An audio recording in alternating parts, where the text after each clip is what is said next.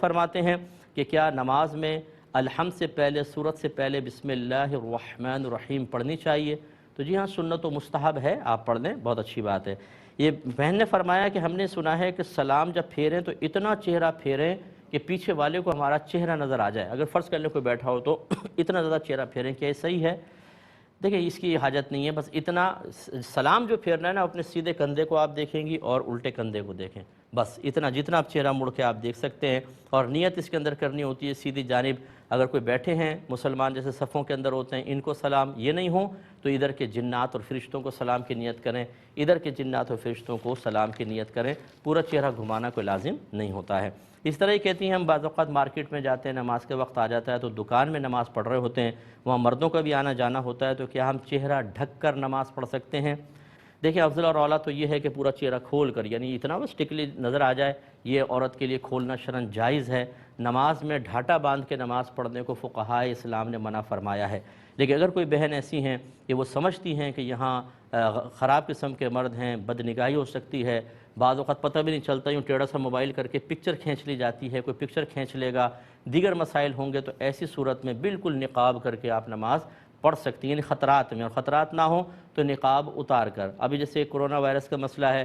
Mask میں نماز پڑھنا شرعاً اسی لیے ہم جائز قرار دیتے ہیں کہ بعض بہت ضعیف الاعتقاد لوگ ہوتے ہیں، اگر ان کو آپ کہیں کہ چہرہ ناک کھول کے نماز پڑھیں اور کچھ ہو گیا، وہ کہیں گے مولوی نے مروا دیا، اس لیے جہاں گنجائش ہوتی ہے وہاں پر اجازت دے دینی چاہیے۔ بہن فرماتی ہیں کہ کوئی پانی کے جہاز میں کام کرتا ہے اور ان کے 6 ماہ کے 3 ماہ کے کانٹریکٹس ہوتے ہیں، تو اب یہ قصر نماز پڑھیں گے یا پوری نماز پڑھیں گے؟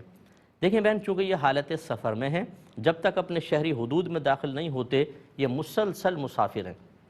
کیونکہ جب یہ شپ پہ رہتے ہیں تو کسی جگہ رکتا بھی ہے شپ کسی بندرگاہ پہ، تو 15 دن سے زیادہ تو نہیں ٹھہرے گا، کم ٹھہرتا ہے، تو لہٰذا ہر جگہ یہ قصر پڑھتے رہیں گے۔ ہاں اگر وہاں اتر کر کسی مقامی امام کے پیچھے نماز پڑھی تو پھر اس کا الگ حکم ہوگا،